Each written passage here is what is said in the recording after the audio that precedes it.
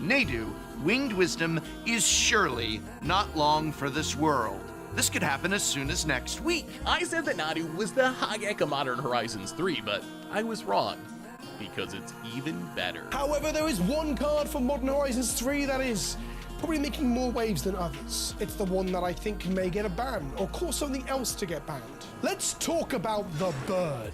Recently, there has been a row regarding the Magic the Gathering Modern Masters card Nadu Winged Wisdom, about how it is apparently destroying the modern format with its abilities, combined with an apparent reluctance by Wizards of the Coast to ban the card despite its clear dominance and major outcry, combining with another card from the exact same set to create a presence so dominating it has taken entire top 4s in major tournaments and started grumblings about a format boycott until they ban the bird. Now, I am certain that Wizards has their reasons for not wanting to ban Nadu, but I don't think they're good ones, and honestly are indicative of how many companies are treating the hobby, which is one of several things I plan on interrogating in this video. Also, I know what this current song is usually associated with, but it's literally called Bird Brains, which, considering the topic at discussion, seems apropos. Anyway, let's begin, as usual with this series, with something completely different. So there is a genre of video games called fighting games, which are usually one-on-one competitions where players leverage the different advantages of each character to try to win what is essentially a boxing match.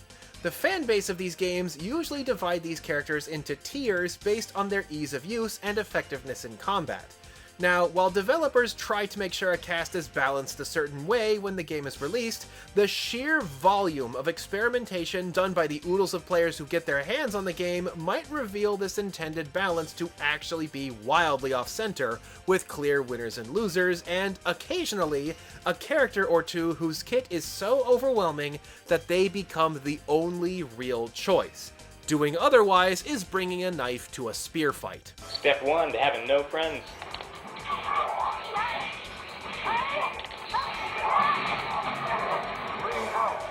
And as a result of their sheer power, a lot of tournaments will officially ban players from using these overpowered characters. Although nowadays, if a character becomes a problem, the game's developers can release a balance patch to try to alleviate those overpowered characters.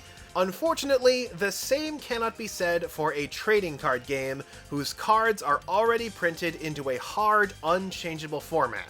So like an old school fighting game. Hello and welcome to ERRATA TEXT, the show where we go...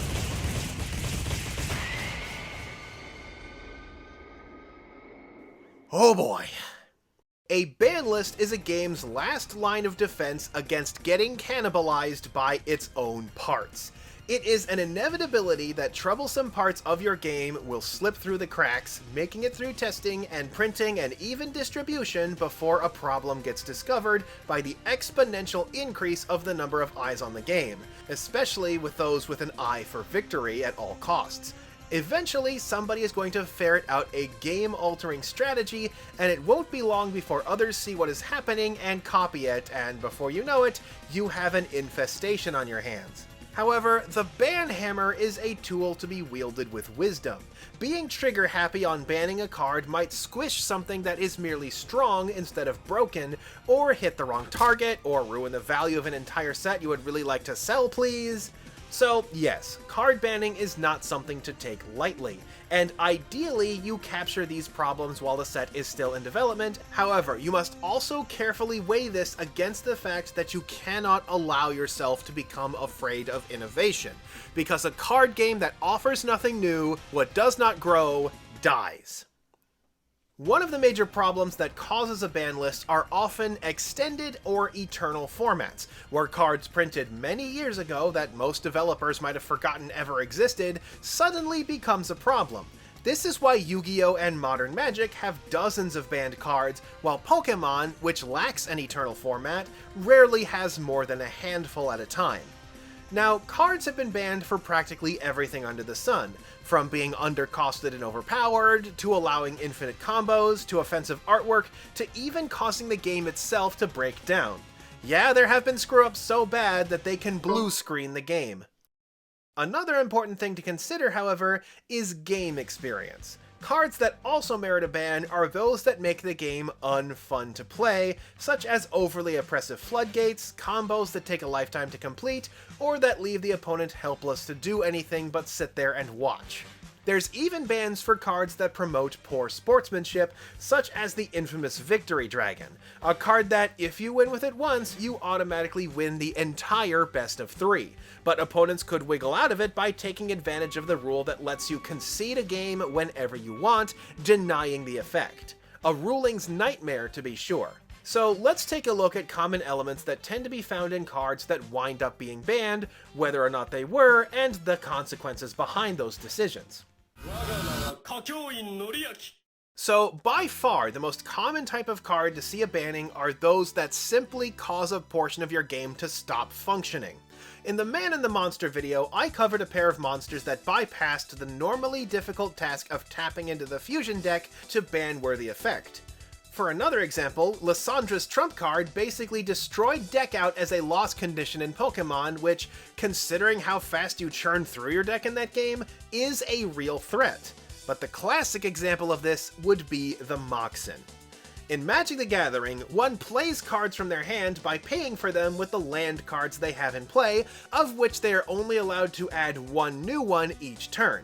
But Alpha, the very first set ever released, included the Moxen, a set of 5 gemstone artifacts that could be played for 0 cost and be used for mana the way a land could. Uh-oh. So, simply put, the Moxen were basically land cards without the once per turn restriction. Yes, in their very first set, Magic the Gathering had rendered an entire category of card obsolete. And not just any category, but the category that was meant to be the foundation of the game itself. The card type meant to restrict timing and limit how wide a color palette you could use, just poof, chucked out the window at step 1. Well, we might as well do the rest of the Power 9 because they suffer from the next most common problem, being overpowered and undercosted. In the case of the Power 9, the 2 most obvious examples are Black Lotus and Ancestral Recall. Ancestral Recall is part of a set of boons each color got, from which you pay 1 mana to get 3 of something. These are ranked in power starting from the weakest, with Healing Salve, Giant Growth, Lightning Bolt, Dark Ritual, and Ancestral Recall. One-shot life gain and partial damage mitigation are probably the worst effects in Magic the Gathering, while drawing cards is easily the strongest. I mean, that literally gives you more stuff to play with, and Ancestral Recall's pay 1 to draw 3 is so absurdly overpowered that even the retrains that make you put 2 of those cards back are often on the ban list. Also frequently on the ban list is Dark Ritual, where you pay 1 black mana, or the equivalent of 1 land's worth, to get back 3 black mana in return. And Black Lotus is a version of Dark Ritual that costs nothing to play and lets you get any 3 mana you choose. Yes, it breaks the already broken, which is why it is this game's poster child. Time Walk is broken thanks to providing a cheap extra turn, and yes, that is as huge as you may think. Imagine what a chess master could do if they were allowed to take multiple turns in a row. And Time Twister is a little more confusing, as it seems like it benefits the opponent as much as it benefits you, reshuffling and re-dealing for both players equally. But when it comes to drawing a fresh hand, that tends to benefit the player whose turn it currently is. So, you dump your hand playing all of your Moxen, spend your Lotuses, float a Time Walk, and then play Time Twister from your empty hand to shuffle those power cards back into your deck, draw a fresh hand of 7, and do it all over again, flooding your side of the field with resources and creatures before taking a new turn to make a mess with everything you just played. And all your opponent gets to do is finish reading their copy of Parable of the Sower on the other side of the table. Wait a minute, this is a dystopian sci-fi novel that takes place in 2024. Why am I doing this to myself? But yeah, Yu-Gi-Oh players, you did not invent the endless turn. The reason the Power 9 are so infamous comes from the fact that they basically broke the intentions of the game, where card draw should be difficult, mana progresses slowly, and turns pass to the next player in a timely fashion. The fact that Magic continued to stand despite fumbling the ball this badly is honestly a miracle, and any game that made this sort of mistake today would likely not stand a chance. Or maybe become the biggest hit ever, what do I know? While we are here, we might as well also talk about Rock Egg and the concept of ERRATA TEXT. Hey, that's the name of the show. In the case of Rock Egg, its intended use is to be put into play, then get destroyed, at which point the egg cracks to reveal the creature inside, a big, powerful bird token. However, the original wording of the card made it seem like just getting it into the graveyard was enough, such as discarding it from your hand, akin to fellow banned Yu-Gi-Oh card Dandelion. This got the card banned alongside the Power 9 on Magic's first ever ban list. However, later, an erratum was released clarifying that Rock Egg's effect only triggers when it's sent to the graveyard from play, as in only after it was properly cast and paid for, something clarified in all later printings of the card, but that still collides with the fact that in order to fix this problem, anybody who owns a copy of Rock Egg needs to know that said erratum even exists, and even in modern day, such misprints can be costly, as it would take a lot of effort to replace all of those misprinted cards. In at least one case, Wizards famously let it be with the card Rancor, misprinted to cost only half of what it should, leading it to become a famously beloved and surprisingly balanced card. But you can kinda see how the Power 9 represent the most dangerous types of cards, those that let a player blow ahead in resource advantage or perform dull, repetitive actions.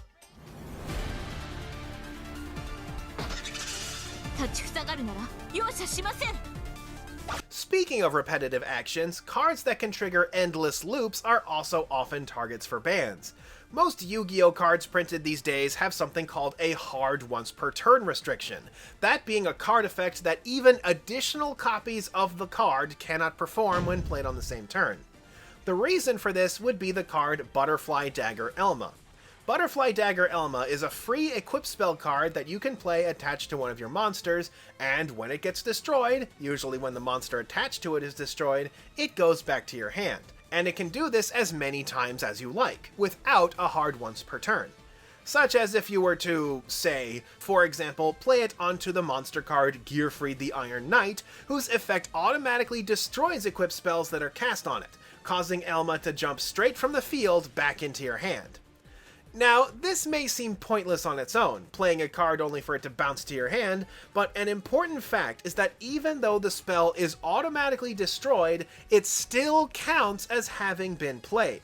Thus, cards that check to see if spells are being played, like, say, the entire spell counters archetype, can basically be triggered an infinite number of times. You can draw infinite cards with Magical Library, gain infinite life points with Spell Absorption, give Magical Marionette infinite attack strength, or deal infinite damage with Fire Princess. It's an infinite in a game where being loopable even 3 or 4 times can get you whacked with the banhammer. On the subject of Yu-Gi-Oh, this gives us a good time to learn about choosing the right target for a banning. The reason most cards would be up for a banning are because, like with Elma and Gearfried, they combine with other cards for a devastating effect. But sometimes when such a combo arises, there may be a knee-jerk reaction to simply scrub the whole thing, eliminate all the parts, and start over. But more often than not, a combo is enabled by a single card rather than all of them, and cutting that one card can be enough to stop the game from imploding on itself. In the case of this combo, it's obvious. The card that can endlessly recycle itself is the problem. Gearfried without this trick is so bad that even the retrain that makes the destruction optional and can even hurl those equip spells at opponents to destroy their cards doesn't really see play. So let's move on to another one. And this time, for a bit of fun, let's do it in the form of a quiz. The bonfire reflects in the warriors' shining blades and their determined eyes. Suspicious characters, are you nightmare servants? So, also in Yu-Gi-Oh, there is a card called the Tyrant Neptune, a level 10 reptile monster which normally requires 2 monsters as tribute, but with a special effect that allows it to be summoned with just 1. While it has a base 0/0 stat line, its effect allows it to combine the stat lines of the monsters it was summoned with, as well as copy one of said monster's effects as its own. Sounds kinda neat, right? Maybe have some niche plays where a low power monster's effect gets onto a high power body with careful investment? But then along comes Lyrilisk Independent Nightingale. Independent Nightingale is a level 1 fusion monster which has an effect that increases its level if it was fusion summoned the proper way, usually with Lyrilisk Assembled Nightingale. But that effect is independent, haha, of its other ability, in that its power increases by 500 for each level it has, and once per turn, it can inflict 500 damage per level as direct damage to the opponent, while also possessing the best protection in the game, immunity to other card effects. Now, on a good day, in what probably takes your entire hand along with the stars aligning, this card can come out as high as level 6, maybe even level 7. A reminder, the Tyrant Neptune is level 10. Bringing back the man and the monster again, do you remember how Magical Scientist had a special effect that allowed it to summon fusion monsters out of the fusion deck? Well, there's a card called Instant Fusion, which is literally a one-shot version of the ability of Magical Scientist, life point cost at all, although with the added restriction that the card summoned cannot attack, and Independent Nightingale is a legal target for it. So the strategy goes, use Instant Fusion to bring out Lyrilisk Independent Nightingale, then use it as the one tribute to bring out the Tyrant Neptune. Neptune may not get the fusion effect, but he does get everything else. The power increase and direct damage based on level, which need I remind you is 10, and with total effect immunity as the cherry on top. The result, a power 6000 monster that can burn for 5000 damage each turn, of which each player only has 8000 life points, while also being immune to card effects. If that doesn't win you the game right there, the opponent gets basically one turn to come up with something to deal with your burning boulder of a monster.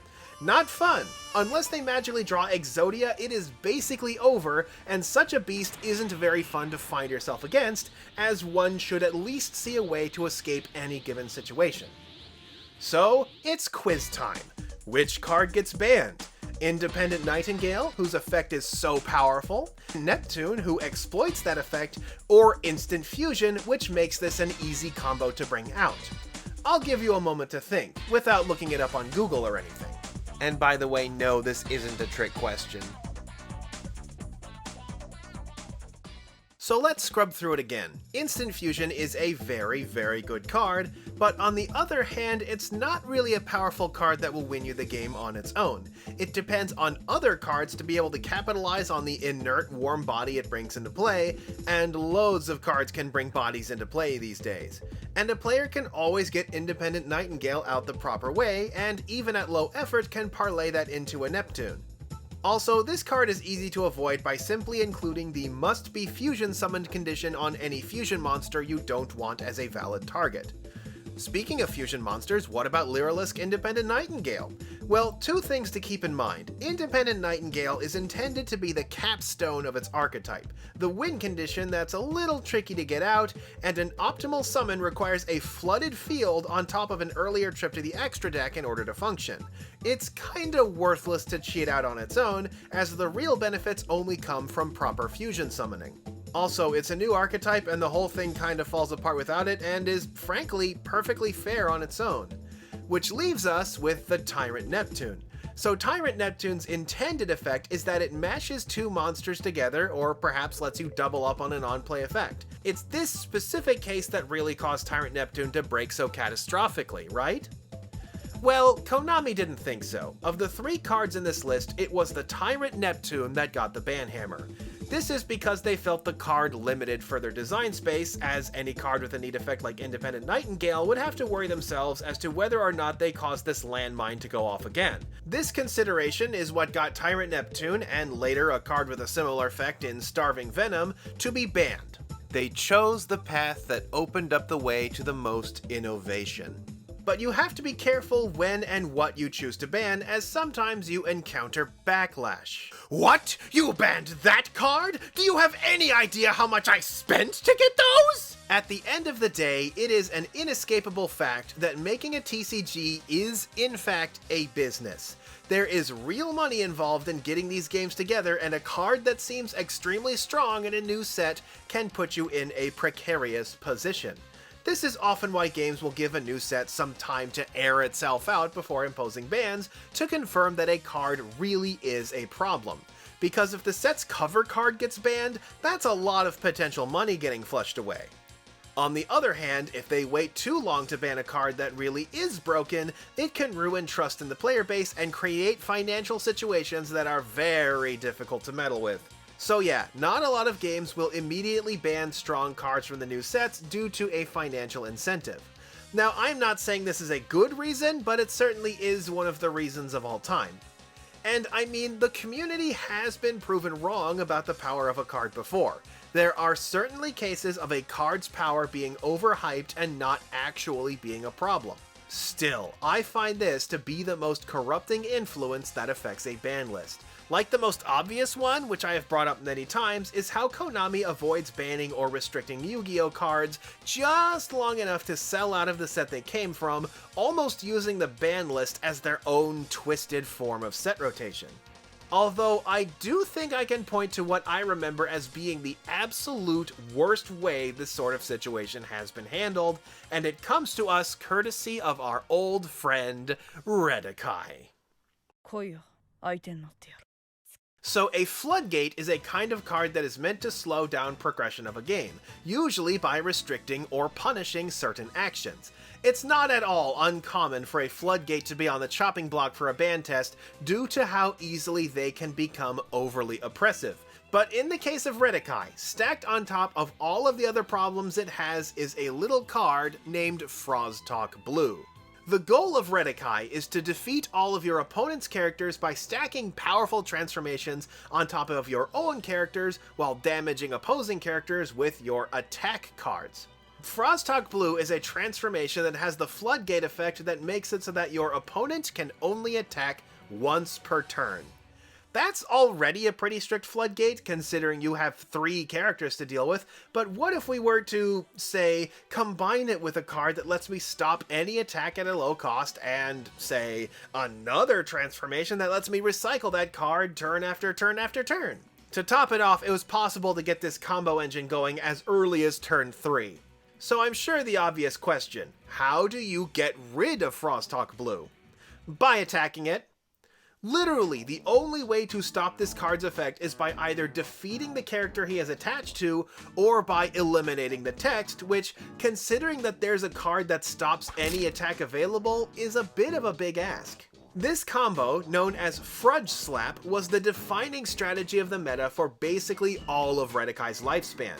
I mean, there was exactly one card in the first set that made it so an attack could not be countered by a stop card, but not only was it difficult to satisfy their conditions thanks to how Sonic Slap bounced the attack cards back to your hand, they were vulnerable to, well, getting defeated or obscured. So if you did run these cards, you ran Frudge Slap to protect them too.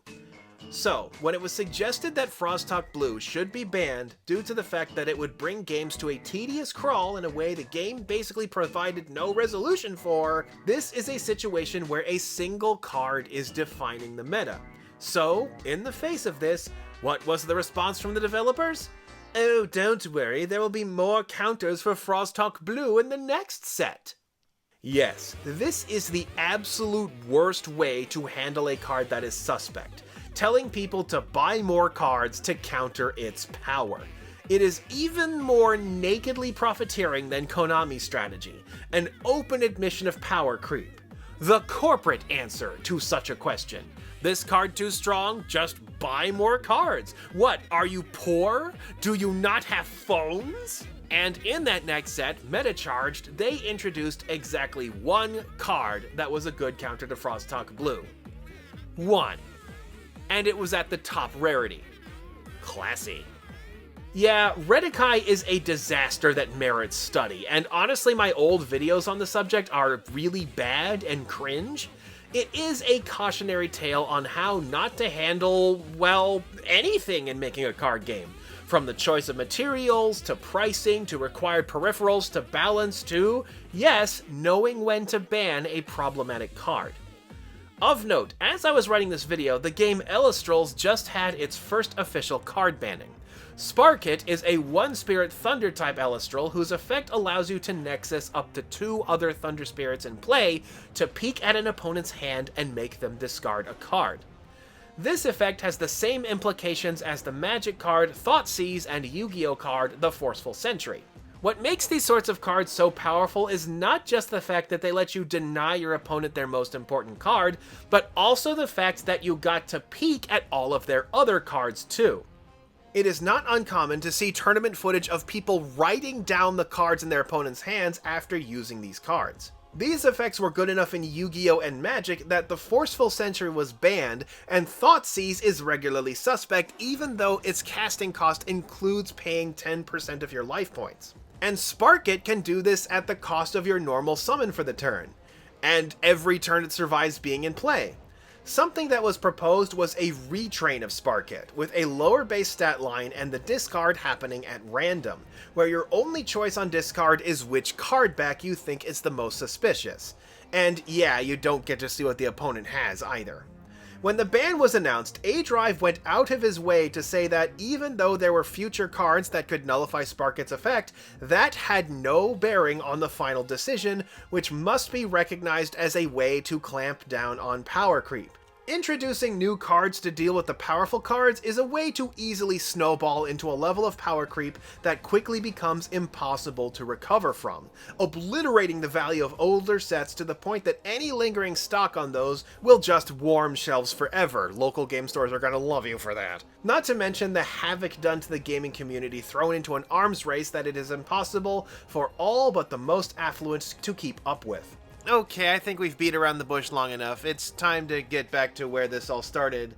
Let's talk about the bird. Bird up. Nadu Winged Wisdom is a blue-green legendary bird creature with flying and the following effect. Creatures you control have: whenever this creature becomes the target of a spell or ability, reveal the top card of your library. If it is a land card, put it onto the battlefield. Otherwise, put it into your hand. This ability triggers only twice each turn. That last part is on the wrong side of the quotation marks, right? Right? This effect only triggers twice overall, not twice for every single creature you have in play, right? I mean, we can clear this up in an instant by checking the other edition of the card. Surely this will clarify things, and the quotation marks are in the same place. Oh dear, it triggers twice for every creature you control. So, to break down what this effect does, if any of your creatures are targeted by anything, you get to basically draw a card. And if it is a land card, you get to put it directly into play, untapped, even if you've already played a land that turn. Uh-oh. And if you did that by targeting your cards with, say, an equip spell that can be put on and taken off for free as many times as you like? And if you were to then, say, combine it with Springheart Nantuko, a card from the exact same set as Nadu, that lets you spit out a creature every time you play one of those lands, creatures which can now be cycled with that free equip spell twice over for more and more cards and lands, oh boy! We end up with a combo that can get us the resources of turn 30 by turn 3. Crazy Resource Advantage. Breaking the game's own systems. Infinite combo. Turns that take forever. No way out for the opponent. All of our powers combine to form something that apparently doesn't merit a ban. I mean, do we ban Shuko, the infinite looping equipment? No, people will just switch to Lightning Greaves or some other zero-cost effect. Maybe Springheart Nantuko? Nah, that just invites Scoots into the chat, or anything else that makes tokens in response to something. Funny enough, somebody actually ran the numbers on this. It's like nearly 200 cards that Nadu can turn to gold. The result of Wizards declining to emergency ban Nadu has been disastrous. Tournaments are being cancelled and people are dropping out of the format because they do not want to deal with the Summer of Gak 2 Birdie Boogaloo. I mean, the format in general seems to be in a state of grief. This is the real weight behind the decision to ban or not ban. Ban too quickly and people will lose enthusiasm for the newest sets. Fail to ban a card that continues to be a problem even after a proper airing out, and people will stop playing altogether. Lots of games have had periods like this, although probably not as bad. These are times like Eldrazi Winter, Summer of the Gak, Teledad, Tearlament Winter, and currently, between Nadu and the Fiendsmiths over in Yu-Gi-Oh!, it's starting to feel like the scene is genuinely hitting a tipping point, one all the cutest animals in the world can only prop up for so long. At the end of the day, we all make mistakes, and a ban list is a tool not just to maintain a healthy game space, but to also maintain player trust and confidence, not as a standard part of your business model. Back before Extra Credits was a show of nothing but awful cat jokes, they introduced the concept of the trust index, a telling of how something is perceived by the populace at large, ignoring things like financial success or other factors, and going by pure gut opinion. I wonder how Hasbro and Konami fall on that index right about now.